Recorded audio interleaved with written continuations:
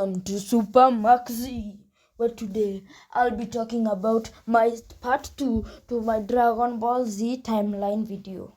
This will be covering some games, not all of them, some games and how they fit into their own timeline and not the main timelines from my past videos. So this is more Dragon Ball Z timeline part 2 games than part 2 of the main ones.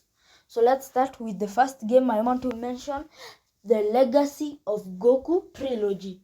Okay, that's self-explanatory. We have Legacy of Goku 1, 2 and Boost Fury, which all follow each other in the order that they adapt the main series. Then we go to the next game I'll mention, Dragon Ball Z Super Sonic Warriors.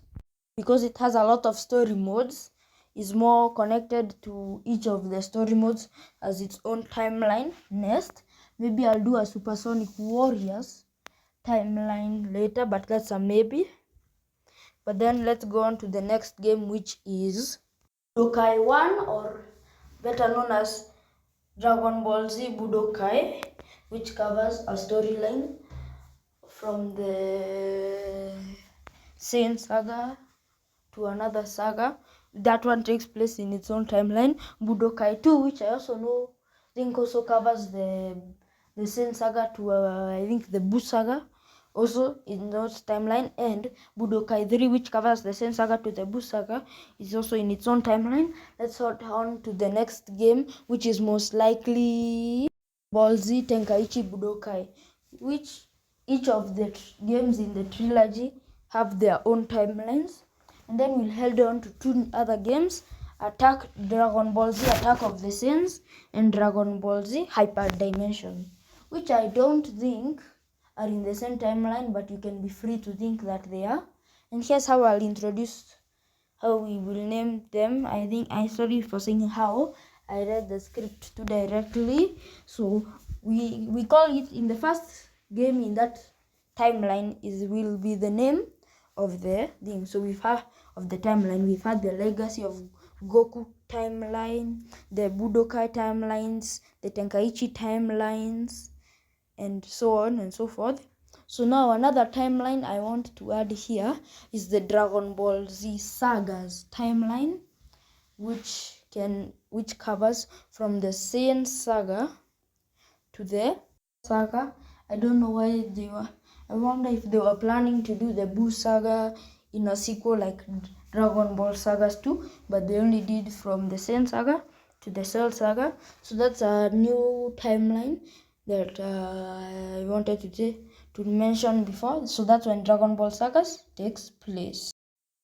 Then it's Dragon Ball Online, which takes place in its own timeline. This is questionable if Xenoverse 2 and 1 take place in the same timeline, but I don't see it like that. So we have the Dragon Ball Z Online timeline and Dragon Ball Xenoverse 1 and 2 timeline. You can combine them to one timeline if that's your belief, but on the games. But let's head on to the next part of this video. Now Dragon Ball Fusion starts with its own timeline. You can tell with how I mentioned the games that I'm not following a set release date. I'm just mentioning games in random order. Some may match in some orders, but that's not intentional that much. Then after Dragon Ball Fusions, we can always say, and Sparking Zero is in its own timeline. I forgot to mention that with the Budokai Tenkaichi ones. And now we continue on with the video. Now we go on to Dragon Ball Z Fighters, which has its own timeline where it takes place, and then Dragon Ball Z Kakarot. And those are the Dragon Ball games that I have mentioned so far. And now let's continue on as I mention more if they'll be similar or different timelines. Then we go to the Super Butoden timelines, where each Super Butoden has its own timeline.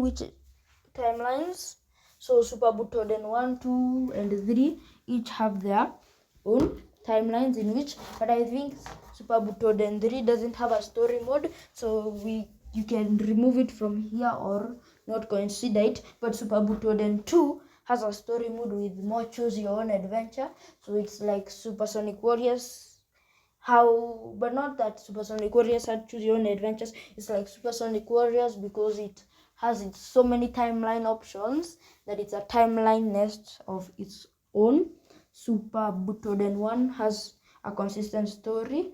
But let's head on to the next games, which is the game Dragon Ball Z Buyu Resident, which takes place in its own timeline. So let's head on to the next game, which is to mention in the previous game was that because of its arcade endings, it has multiple timelines. Now we go to Dragon Ball Z Shin Toden, which doesn't have a story mode but has a place where we help her kill, cheat on something. But now that takes place in its own timeline thing. And now let's head on to the next game, which is Ultimate Battle 22, which has its own timeline. Let's head on to the next game, which is GT Transformation, which takes place in its own timeline, of course, which I will also cover with the Dragon Ball Z GT Final Bout. Not that they're connected, that Final Bout also takes place in its own timeline, which is separate